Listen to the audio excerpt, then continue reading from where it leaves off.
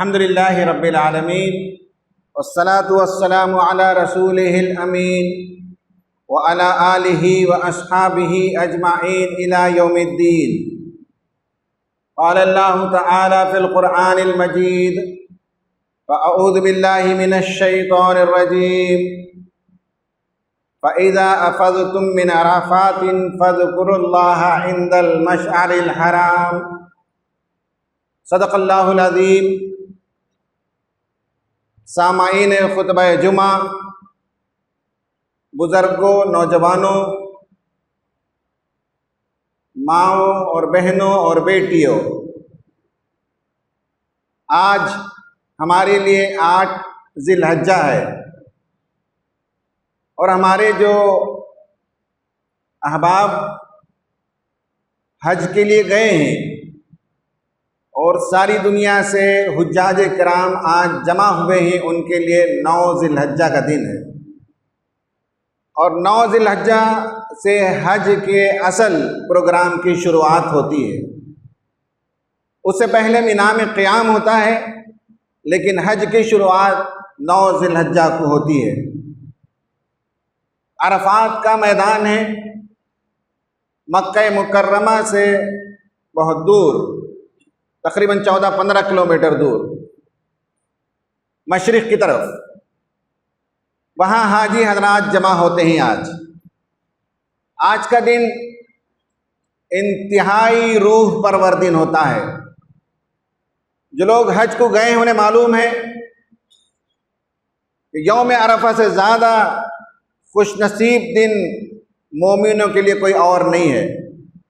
खुद हदीसों में ये बात आई है कि आज अल्लाह ताला, यानी वहाँ 9 ज़िलहज्जा को अल्लाह ताला जितना अपने बंदों पर मेहरबान होता है और जितनी बड़ी तादाद में मग़फ़िरत फरमाता है, साल के किसी दिन में उतनी बड़ी तादाद में मग़फ़िरत नहीं फरमाता। और आज शैतान रुस्वा होता है, सर पीटते हुए, अपने सर पर धूल उड़ाते हुए वो मायूस लौटता है। सवाल ये पैदा होता है कि क्या चीज़ है हज में, अरफा के दिन क्या चीज़ है जिसे बहुत बड़ी इबादत कही जाती है। हज बड़ी इबादत है, बहुत दूर का सफ़र करके लोग जाते हैं। अगर आप गए हो तो आपको पता चलेगा कि वहाँ देखने की कोई चीज़ नहीं है, वहाँ घूमने की कोई चीज़ नहीं है, वहाँ ज़ियारत की कोई चीज़ नहीं है, वहाँ कोई इबादत भी नहीं है। जैसे कि इतनी रकातें नमाज पढ़नी है या रोज़ा रखना है, ये करना है या वो करना है, इस तरह से मकसूद इबादत भी नहीं है। तो फिर है क्या हज में? हज की शुरुआत होती है सूरज के ढलने के बाद। सूरज निस्फुन नहार पर पहुंचता है, दिन रोशन हो जाता है और उसके बाद अरफे में उकूफ यानी ठहरना, स्टे करना कुछ देर के लिए, और वहां से लेकर गुरूब आफ्ताब तक 5.5-6 घंटे वहां रहना है। और अरफा में करना कुछ नहीं है, लेकिन हाजी सब मसरूफ होती हैं। आज के दिन कोई स्पेसिफाइड इबादत नहीं है, लेकिन हर आदमी आज इबादत में लगा हुआ होता है। और अरफा कहते ही पहचानने को, नॉलेज को। तो अरफा का दिन नॉलेज का दिन होता है, एक मानो में पहचानने का दिन होता है। सवाल यह कि किसको पहचाना जाता है? अपनी ज़ात को पहचानने का दिन होता है।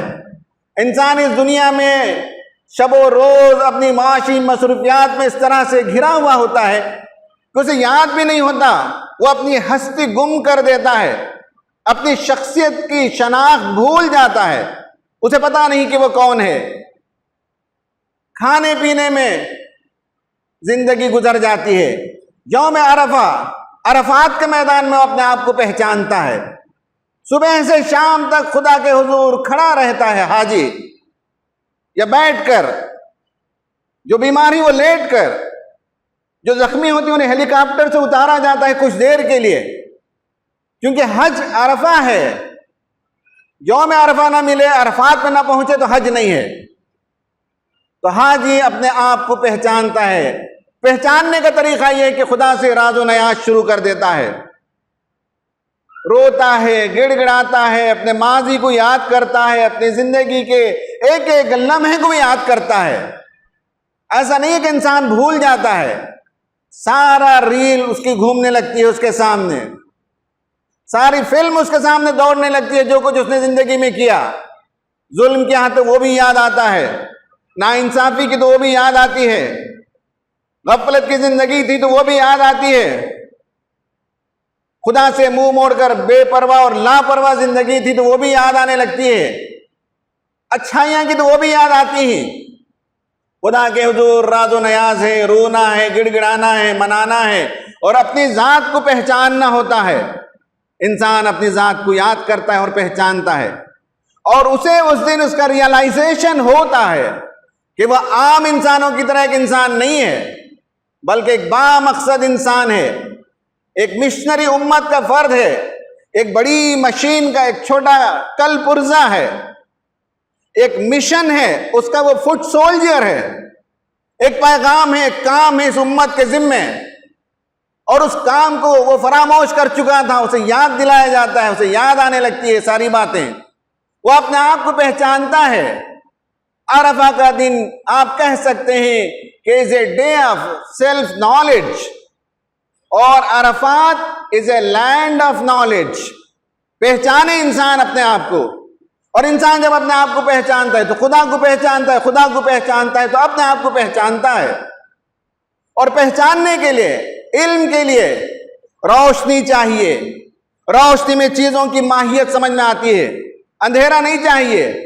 इसलिए हज का वक्त जमाल आफ्ताब के बाद रोज रोशन आया हो जाए, एकदम सूरज सर के ऊपर आ जाए, उस वक्त से हज की शुरुआत होती है और इंसान पहचानता है। और हमने देखा है जिंदगी में 5-5, 6-6 घंटे तक मुसलसल लोग दुआ करते रहते हैं, बहुत ही रूह परवर मंजर होता है और इंसान उस दिन पहचानता है कि अब मुझे यहां से जिंदगी को बदलना है। इसलिए कहा जाता है कि हाजी जब हज से लौटता है तो यूं लौटता है जिस तरह से वो आज ही मां की पेट से पैदा हुआ। इसी के पुरानी जिंदगी को उसने अनडू कर दिया। कंप्यूटर में जब हम लिखते हैं कोई चीज, कोई प्रोग्राम बनाते हैं, गलती हो जाती है तो एक अनडू बटन हम उसको प्रेस करते हैं। हाजी 6 घंटे 5 घंटे खुदा के हुजूर खड़े होकर गिड़गिड़ाता और माफी मांगता और दुआ करता है और अपनी जात को पहचानता है, अपनी जिम्मेदारियों को पहचानता है। बाप की हैसियत से उसने सही सरगर्मी अंजाम नहीं दी तो अल्लाह से तौबा करता है। बीवी के साथ उसका ताल्लुक सही नहीं था तो अल्लाह से तौबा करता है।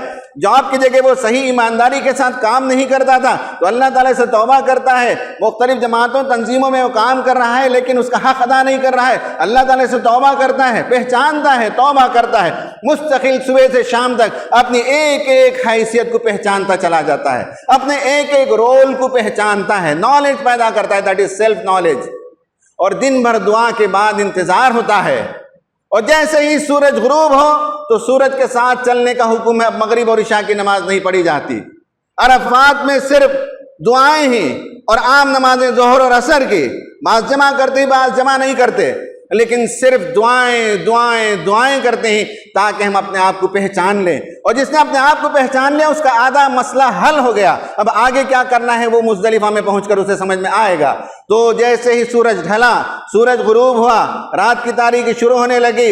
लब्बाइक अल्लाहुम्मा लब्बाइक लब्बाइक ला शरीक लक लब्बाइक इन्नल हम्दा वन निअमत लक वल मुल्क ला शरीक लक। ये नारा, ये स्लोगन पढ़ते हुए कशा कशा हाजी हजरात, पैदल चलने वाले पैदल और सवारी में चलने वाले लोग सवार होकर चलते हैं और मुजदलिफा पहुंचते हैं। कुरान ने हमें कहा फैज़ा अफदतुम मिन अरफातिन, अरफात से जब तुम लौटो, अरफात में सेल्फ नॉलेज हमने पैदा किया, वहां से जब लौटो तो कुरान कहता है फज़कुरुल्लाह इंदल मशअरिल हराम। ये मैदान मशअर का मैदान है, मशअरिल हराम है, जैसे शहरुल हराम है, जैसे मस्जिदुल हराम है, वैसे मशअरिल हराम है। मशअर के पास रुको, मैदान मशअर में, महशर नहीं, मैदान मशअर में रुको, जिसे आमतौर पर मुज़दलिफा हम कहते हैं। कुरान ने उसे मशअर कहा। मशअर शऊर से है, शऊर कहते हैं कॉन्शियसनेस को, और लैंड ऑफ कॉन्शियसनेस में मोमिन पहुंच जाता है। लैंड ऑफ नॉलेज से निकला, लैंड ऑफ कॉन्शियसनेस में पहुंच गया, शऊर के मैदान में पहुंच गया। अब वो जो कुछ नॉलेज उसने सुबह में 12 साढ़े 12 बजे से 6 बजे तक नॉलेज हासिल किया था अपने बारे में, मिशन के बारे में, उम्मत के बारे में, उम्मत के हालात के बारे में, दुनिया के बारे में नॉलेज हासिल किया था, उस डिस्कवरी पर गौर व फिक्र शुरू करता है। अब गौर व फिक्र करने के लिए रोशनी की जरूरत नहीं है, अंधेरा चाहिए, सुकून चाहिए, तमानियत चाहिए। इसलिए वहां से लौटने के बाद जल्दी से मगरिब और इशा की नमाज पढ़ता है हाजी, और वहां ठाटे मारता हुआ समंदर था, लोग हरकत में थे, नमाज पढ़ रहे थे, रुकू कर रहे थे, सजदे कर रहे थे, दुआएं कर रहे थे अरफात में। मुज़दलिफा में आने के बाद सब कुछ सुकून तारी हो जाता है। कॉन्शियसनेस के लिए सुकून चाहिए। ऐसा लगता है कि एक बहुत बड़ा सफेद समंदर है जो मौजन नहीं है, साकित है, या यूं कह सकते हैं कि मिल्की वे गैलेक्सी है जो जमीन पर उतर आई है, दूधिया है, सफेद है, और ताहद नजर सफेद सफेद पोशाक लोग सोए हुए ही, बैठे हुए ही, अपने मन में डूबकर जिंदगी का सुराग पा रहे हैं, शऊर पैदा कर रहे हैं। अब जो कुछ उन्होंने दिन में हासिल किया वो सोचते हैं घर लौटने के बाद मेरी कमाई को कैसे हलाल कमाई बनानी है, घर लौटने के बाद मेरी जुबान को कैसे दुरुस्त रखनी है, घर लौटने के बाद एक अच्छा बाप मैं कैसे बनूं, घर लौटने के बाद एक अच्छा शौहर कैसे बनूं, घर लौटने के बाद मैं मिल्लत का एक अच्छा खादिम कैसे बनूं। अब शऊर का प्रोसेस शुरू होता है। और मशअरिल हराम जब कहा तो ये वो जगह है अब गुनाहों से पाक साफ हो जाएं, हुर्मत वाली जगह है। जुल्म नहीं है जिंदगी में अब इसके बाद, अब किसी के सामने ढिठाई नहीं करेंगे, जुल्म नहीं करेंगे, चीरादस्ती नहीं करेंगे, हक तलफी नहीं करेंगे, गुनाह नहीं करेंगे। ये पूरा प्रोसेस अंदर से होता है, शऊर का प्रोसेस होता है। अब शऊरी तौर पर अपनी जिंदगी में ब्रेक लगाएंगे, अब हम शऊरी तौर पर गलत काम नहीं करेंगे। ये इंसान सोचना शुरू करता है, उसका नफ्स आड़े आते रहता है, नफ्स से जिहाद करने की जरूरत है। और समाज और जमाना और दुनिया यहां भी बड़े मसाइल हैं, हक का बोलबाला होने का मौका नहीं मिल रहा है, हक को दबाया जा रहा है, हक को कुचला जा रहा है, बातिल यलगार करता है, बातिल का बोलबाला ज्यादा है। सोचता है इंसान, शऊर है, मशअरिल हराम पर पहुंचो तो याद करो अल्लाह ताला को। जिक्र क्या है? रिमाइंडर है। रिमाइंडर क्या है? फॉरगेटफुलनेस का ऑपोजिट है। आप भूल गए थे कि आप कौन हैं, आप भूल गए थे आपकी जिम्मेदारी क्या है, आप भूल गए थे आपका मिशन क्या है। और मुज़दलिफा में पहुंचने के बाद रिमाइंडर होता है, याद करने लगते हैं, और उसके लिए तन्हाई चाहिए। हालांकि लाखों लोग हैं लेकिन हर फर्द अकेला है, उसके बाजू उसकी बीवी सोई हुई है, उसका भाई बैठा हुआ है, उसकी माँ भी आई हुई है हज में, लेकिन सब मजमे में 2 मिलियन से 2.5 मिलियन से 3 मिलियन तक हाजी आते हैं, लेकिन उन सब के बीच में आदमी तन्हा होता है। रात की तन्हाई में आसमान पर उसकी निगाह होती है, कोई छत नहीं है, कोई वहां टेंट नहीं है, ऐसा लगता है कि एक नीलगू चादर है और वो तान दी गई है और हीरे और मोती टंग दिए गए हैं, और एक एक तारा, एक एक सितारा हमसे गुफ्तगू कर रहा है, हमें याद दिला रहा है, हमसे बातें कर रहा है, और अपने मन में डूबकर तलाश करते हैं अपनी जिंदगी को, अपनी खामियों को, अपने पर्पज ऑफ लाइफ को तलाश करते हैं। और इस तन्हाई में, अंधेरी रात में, जहां सिर्फ सितारे टमटमा रहे हैं, चांद की हल्की सी रोशनी है। कुरान ने बताया वश्शम्सी वज़ुहाहा वल्क़मरि इज़ा तलाहा वन्नहारि इज़ा जल्लाहा वल्लैलि इज़ा यग़शाहा वस्समाइ वमा बनाहा वल्अर्दि वमा तहाहा वनफ्सिन वमा सव्वाहा फ़अल्हमहा फ़ुजूरहा वतक़वाहा क़द अफ़लह मन ज़क्काहा वक़द ख़ाब मन दस्साहा। रोज़े रोशन से आप आए हैं, अरफात से, और रात की तारीकी छा गई है, आप मैदान मुज़दलिफा में हैं और मशअर में हैं, आप लैंड ऑफ कॉन्शियसनेस में हैं, और आसमान ऊपर है, जमीन मुसत्ते बनाई गई है, नफ्स के अंदर आप डूबे हुए हैं और उस कश्मकश को पहचान रहे हैं। नफ्स के और आपके दरमियान जो हर रोज सुबह शाम जो चिंगारी निकलती रहती है, स्पार्क होते रहता है, जो अंदर की कश्मकश है। जितने हम लोग यहाँ बैठे हैं, किसी का सीना इस कश्मकश से खाली नहीं है। हर इंसान के सीने के अंदर सुबह शाम ये कश्मकश जारी है। फ़अल्हमहा फ़ुजूरहा व तक़वाहा। अब इंसान हाजी तय करता है कि मुझे अपने तज़किया करना है, मुझे पाक साफ होना है, मुझे अपनी ज़िंदगी के अंदर डेवलपमेंट पैदा करना है, मुझे बामकसद इंसान बनना है। ये प्रोसेस वहाँ शुरू हो जाता है, और उसी रात में उसे एक बड़े पर्पस के लिए उसे हथियार जमा करने होते हैं। ये सिंबॉलिक हथियार है, ये मिसाली तौर पर हथियार है। वो है कंकरों को जमा करना जो मुनक्का के साइज के हों, पिस्ता के साइज के हों, जिसे आप कह सकते हैं कि बुलेट के साइज के हों। और हाजी जमा करता है उसी मैदान से, क्योंकि अब उसने शऊरी जिंदगी शुरू कर दी है। अब उसने सेल्फ अवेयरनेस पैदा कर लिया है, सेल्फ नॉलेज हो गया, सेल्फ अवेयरनेस हो गया।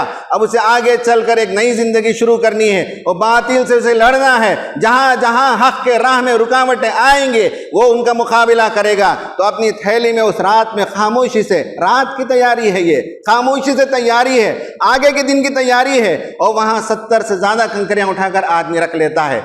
रात छा जाती है, खामोश इंसान सोचता गौर फिक्र करते रहता है। और अचानक सुबह पू फटने के बाद अजानों की आवाज़ें शुरू हो जाती हैं। हर जगह हाजियों का ग्रुप होता है, इधर अजान, उधर अजान, उधर अजान, हजारों अजानों की आवाज़ गूंजती है। और अब एक नए जज्बे के साथ, एक नए जोश के साथ, एक नए वलवले के साथ तीसरे दिन के लिए आगे तैयारी करता है हाजी। और वो है यौमुन नहर, 10 जिलहज्जा। 8 को उसने शुरू किया जो प्रिपरेटरी कोर्स था, 9 को वो पहुंचा मैदान अरफात में। 8 का वो प्रिपरेटरी दिन था और 9 उसका सेल्फ अवेयरनेस का दिन था। 9 की रात को उसने सेल्फ कॉन्शियसनेस पैदा किया और 10 की सुबह वो पहुंचता है और वहां जमरात में कंकरी मारता है। 3 जमरात है, उसमें आखिरी जमरात पे पहुंचता है और वहां वो बड़े जमरात, यानी यह कि बड़ा शैतान कहा जाता है। हमेशा से बताया गया कि 3 दुश्मन इस्लाम के हुआ करते रहे हैं, एक फिरौन, एक हामान, एक कारून। एक कभी पॉलिटिकल फोर्स, एक इंटेलेक्चुअल फोर्स और एक फाइनेंशियल फोर्स। मुख्तलिफ किस्म के ये कशमकश दुनिया में जारी है और इस्लाम के गलबे के लिए बड़ी बड़ी कुव्वतें आड़े आती हैं और उसमें नफ्स एक बहुत बड़ी रुकावट है और एक बड़ा शैतान है। तो बंदा मोमिन जब वहां पहुंचता है, जमरात पर जब कंकरी मारता है, एक मुजाहिद की तरह एक नई जिंदगी की शुरुआत करने के लिए यौमुन नहर वो कुर्बानी देता है और अपनी जिंदगी को खुदा की राह में कुर्बान करने के लिए तैयार होता है। अब अपने यहाँ से लौटने के बाद अपने आराम को कुर्बान करेगा, अपने जज्बात को कुर्बान करेगा, अपनी ख्वाहिशात को कुर्बान करेगा, अपने डे शेड्यूल में जो कंफर्ट जोन में रहा करते थे उन सबको कुर्बान करेगा, एक नई जिंदगी की शुरुआत करेगा। ये जज्बा लेकर वो 10 तारीख को बहुत से काम अंजाम देता है और 11 तारीख मीना में क़याम करता है। मीना लव का माना है, मोहब्बत का माना है, लैंड ऑफ लव में वो पहुंच जाता है। ये नहीं, ये 3 मरहले होते हैं। आप अपने आप को पहचानिए, अपने अंदर शऊर पैदा कीजिए और मिशन से मोहब्बत पैदा कीजिए। लैंड ऑफ लव मीना में आदमी पहुंचता है और 11 तारीख, 12 तारीख और 13 तारीख 3 दिन क़याम करता है, जिसे अय्याम तशरीक़ कहते हैं। और तशरीक़ शर्क़ से है, शर्क़ का मतलब है नया सूरज तुलू होना। और आज से आपकी ज़िंदगी के अंदर एक नया सूरज तुलू हो रहा है। ये सिंबॉलिक, ये अल्फाज ऐसे ही नहीं बनाए गए हैं। अय्याम तशरीक़ का मतलब यही हुआ कि अब एक नई ज़िंदगी की शुरुआत होगी, एक नया सूरज आपकी ज़िंदगी में तुलू होगा, एक नई ज़िंदगी, एक नया वलवला, एक नया अज़्म और हौसला लेकर हाजी वापस अपने वतन लौटता है। ये पूरा जो हज का फ़लसफ़ा है, ये भूला हुआ सबक याद दिलाने का फ़लसफ़ा है, अपनी ज़ात को पहचानने का, अपने अंदर शऊर पैदा करने का, मिशन से मोहब्बत पैदा करने का और एक नई ज़िंदगी की शुरुआत। ये क्रिएशन ऑफ न्यू यू, आपकी एक नई ज़ात की पैदावार। आप अपनी ज़ात को नए तौर से पहचानते हैं, उसकी शनाख्त करते हैं और नए सांचे में उसे ढालते हैं ताकि एक बड़े मिशन और पर्पस के लिए आप ज़्यादा से ज़्यादा इस्तेमाल हो सकें। ये वो हज का फ़लसफ़ा है, ये वो हज के पीछे मकासद हैं जिन्हें हमें समझना चाहिए। हाजी हजरात को तो ये सब कुछ वहाँ अवेलेबल है, लेकिन हम लोगों के लिए भी यहाँ इंशाअल्लाह हम 9 जिलहज्जा के दिन कल अगर रोज़ा रखेंगे तो हाजियों से मुमासलत पैदा करेंगे, खुदा की रहमत को मुतवज्जे करेंगे। 10 तारीख को हम यौमुन नहर जब मनाएंगे तो जज्बा पैदा करेंगे कि अल्लाह के रास्ते में हम भी ज़िंदगी में कुर्बानियाँ देंगे। और अय्याम तशरीक़ में हम हर 5 नमाज में जो तकबीरात कहते हैं उससे हम इस जज्बे का इजहार करते हैं कि आज से हमारे ज़िंदगी के अंदर एक नया सूरज तुलू होगा, एक नई सुबह पैदा होगी और एक नई ज़िंदगी की हम शुरुआत करते हैं। ये जज्बात के साथ हमें ईद के ये तमाम अय्याम को गुजारनी चाहिए। अल्लाह ताला से दुआ है कि अल्लाह ताला इसमें पोशीदा हिकमतों को हमें समझने की तौफीक अता फरमाए। आमीन व आखिर दावाना अनिल हम्दुलिल्लाहि रब्बिल आलमीन। अक़ूलु क़ौली हाज़ा अस्तग़फ़िरुल्लाह ली व लकुम अजमाईन।